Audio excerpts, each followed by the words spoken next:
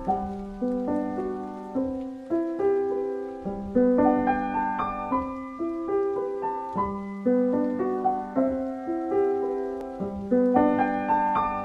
Hind everyone.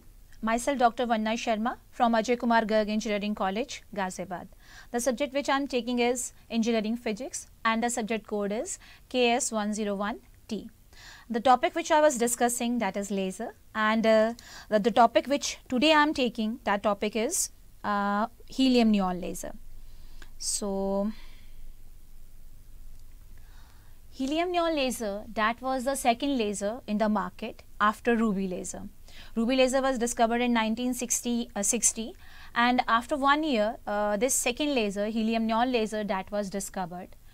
And after so many years, this helium neon laser is still the most popular laser in the market. The reason is the operating lifetime of this helium neon laser is very long, means approximately up to 50,000 hours this laser can work without any refill.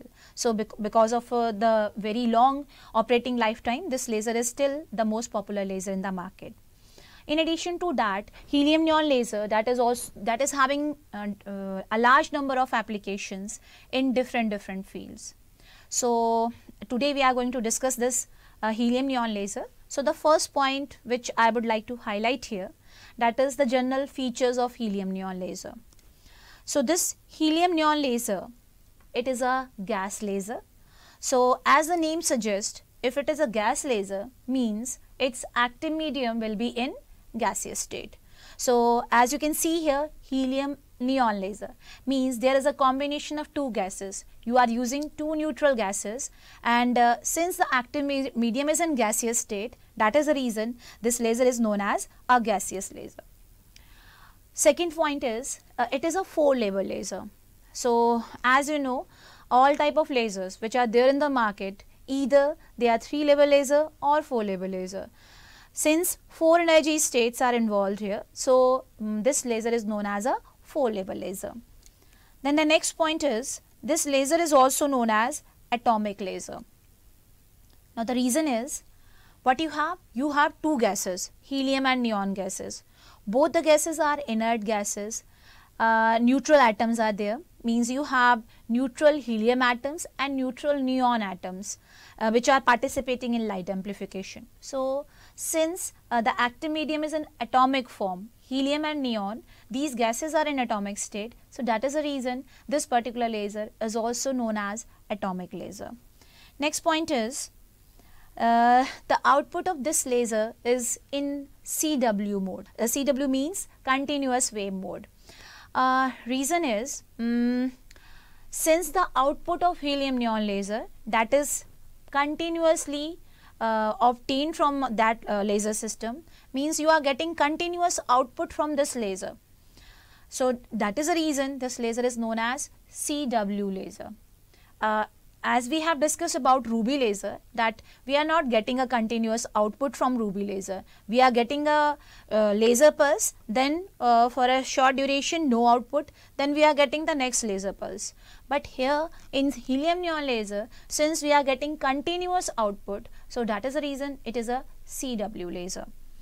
Next one is, so one more thing I would like to add here.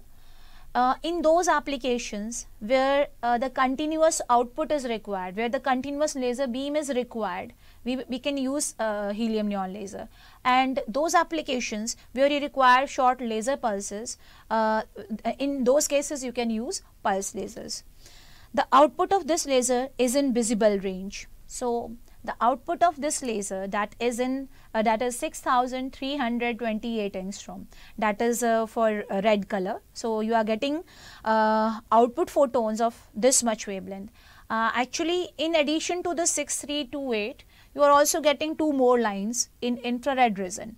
But the most intense line, the most intense laser beam which you are getting from helium neon laser, in that laser beam, the wavelength of photons is 6328 angstrom.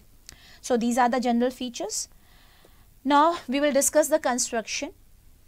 So as you know, in the construction of any laser system, there are 3 essential components. What are those three essential components? One is active medium, one is pumping source, and the third one is resonant cavity. So actually this is the block diagram for the construction of helium neon laser. So the first component, first I will discuss active medium. So in the active medium, we are having a mixture of two gases. So what you have? You have helium and neon gases. So these two gases, they are enclosed in a quartz tube. So there is a quartz tube, and in that quartz tube we are having a combination of two neutral gases. One is helium gas and second one is neon gas. So we are adding those two gases within that discharge tube in a fixed ratio. Approximately 10 parts of helium, then you have 1 part of neon. So that ratio is 10:1. And these gases, they are enclosed within that discharge tube, within that quartz tube at a low pressure. And there are two gases, one is helium and the second one is neon. Out of these two gases, helium atoms, they are helping neon atoms to achieve population inversion. Neon atoms, they are the active centers, they are the active atoms. But neon, that in case of neon, you cannot get population inversion without the help of helium. So that is the reason you are using helium along with neon. And one more point you can remember here, since the energy levels of helium and neon, those energy levels are very close to each other. So easily the energy can be transferred from helium to neon. That is the reason we are using helium along with neon in case of helium neon laser. So this is the active medium of helium neon laser. So what you have a quartz tube. In that quartz tube, there is a mixture of two gases.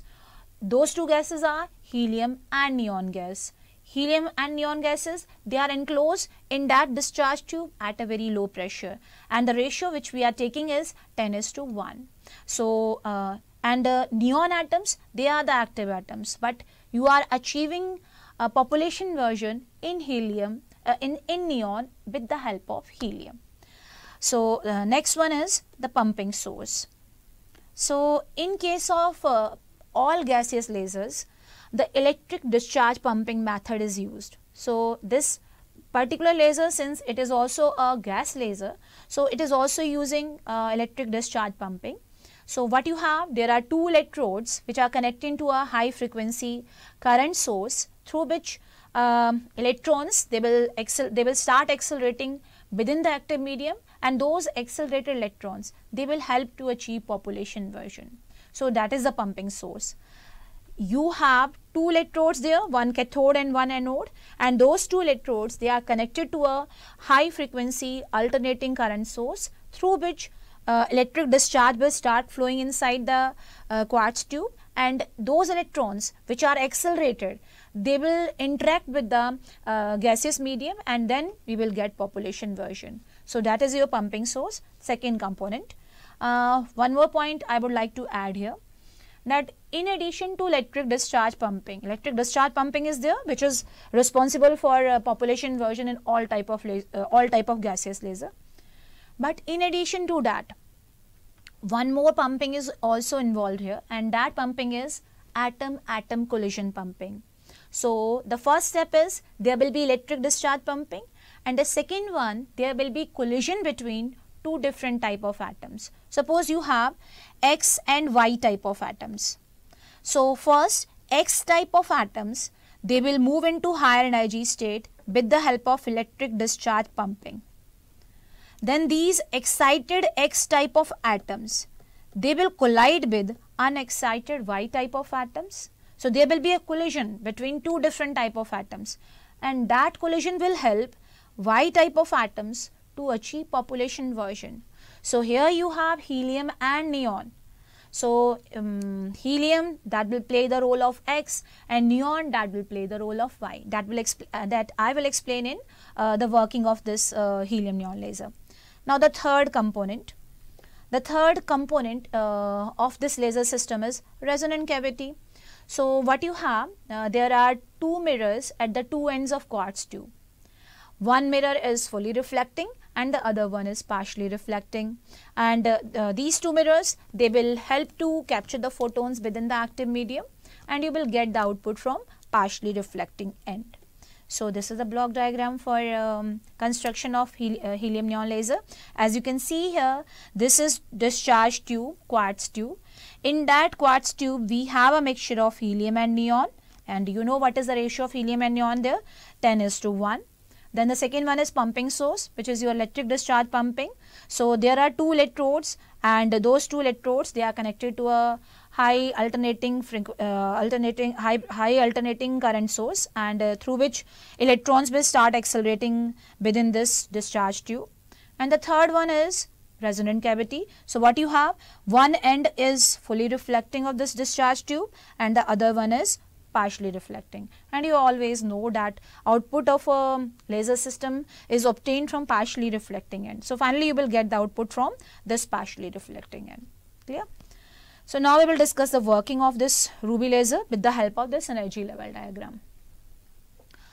So within this active medium, you have two different type of atoms, helium atoms and neon atoms.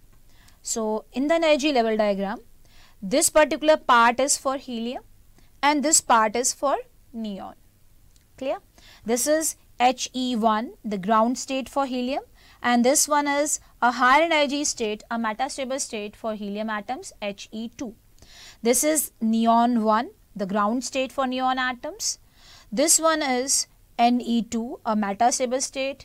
This is Ne3, next higher energy state, and this one is Ne4. So these are the different energy states for neon, and these are different energy states for helium. Clear? So initially most of the helium atoms and neon atoms, they are present in ground state. Now when you will connect these two electrodes with a high frequency source, then electrons will start accelerating, electrons will start moving inside the discharge tube. So when electrons will start accelerating, they are having high kinetic energy. Those electrons will interact with helium atoms as well as neon atoms. But since the population of helium atoms ratio is 10:1, so 10 parts of helium, then 1 part of neon. Since the population of helium atom is greater there and helium atoms are lighter as compared to neon, so the possibility of interaction between helium atoms and those accelerated electrons, that is greater with respect to the possibility of interaction between neon and electrons. So these helium atoms which were there in ground state, after interacting with those accelerated electrons, those highly energetic electrons, helium atoms, they are going to move from He1 state to He2 state. Now helium atoms, they will reach into this particular state, and the energy of this particular state, that is approximately 20.61 electron volt. So now these helium atoms, they are present in this highly energetic state with respect to the ground one. Now these excited helium atoms, they will interact with unexcited neon atoms. So I can explain it like this. Initially you have helium atoms and neon atoms. Both are in ground state. Now the that electric discharge, that will help to achieve higher energy state for these helium atoms. So now these helium atoms will move into excited state, and that excited state is having energy 20.61 electron volt approximately. Now these excited helium atoms, they will interact with neon atoms which are present in state 1, and because of the interaction between unexcited neon and excited helium atoms, there will be a transfer of energy from helium to neon. Helium will transfer some part of it, because of interaction, because of atom-atom collision. So you can see here, this is the collision between helium and neon. Because of that collision between helium and neon, helium will transfer its energy to to neon, and helium will move into this higher energy state. I am repeating it again. Initially most of the helium and neon atoms are present in ground state, with the help of electric discharge pumping, helium atoms, they are pumped to this excited state. Now these excited helium atoms, they will interact with unexcited neon atoms, and because of that interaction, helium will transfer its energy to neon.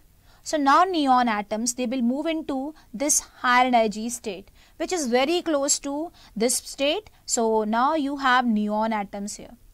So as soon as the neon atoms, they will come into this particular state, you will achieve population inversion, because Ne3 and Ne2, these metastable states are ideally empty.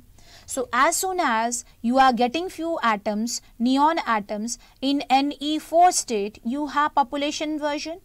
So you have achieved that population inversion state. So the atoms which will complete their lifetime in this particular state Ne4, they will come down to state number 3 here. And if they are coming down to state number 3, what they will do? They will emit a photon, and that photon will be emitted due to spontaneous emission. Now this photon, it will start moving inside the active medium, and when it is moving inside the active medium, it will be reflected by the two reflectors present at the two ends. And when these photons are moving back, moving between these two reflectors, photon is moving up to this end, then reflected by this end, and it is reaching over this mirror. So during this journey between two mirrors, that is between mirror M1 and M2, these photons, they will interact with more excited neon atoms, and because of that interaction, this photon will trigger a stimulated emission transition. Means one photon will convert into 2, then those 2 photons will convert into 4, and then there will be multiplication of photons between these two states. So now you are getting light amplification between Ne4 and Ne3, means the population inversion state, it means the upper lasing level, that is Ne4 state here, and the lower lasing level is Ne3, and you are getting light amplification between these two states. So give me 1 minute. So there will be laser transition or stimulated emission transition between Ne4 and Ne3. So then you will get sufficiently amplified laser beam, and when the energy will become sufficiently amplified, the photons will escape from partially reflecting end, and you will get the output there. So when these neon atoms, they are coming down to Ne3, from there with the spontaneous emission, they are coming down to Ne2, and then diffusion to walls, they will transfer the energy to the walls of discharge tube, and they will come down to state number 1, that is Ne1. Now you can see in case of helium neon laser, this is very easy to achieve population inversion, because the lower lasing level, that is Ne2 state, this state is ideally empty.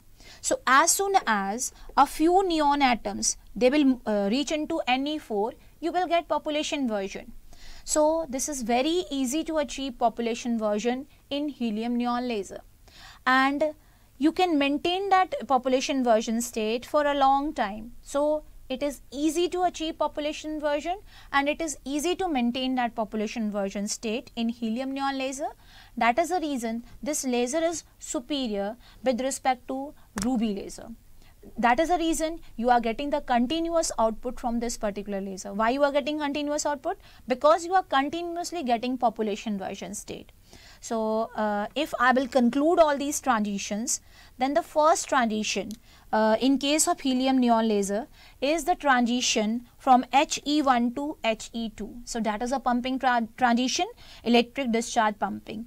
The second transition, that is because of the collision between excited helium atoms and unexcited neon atoms. And because of that collision, neon atoms, they will move into this state number 4, Ne4.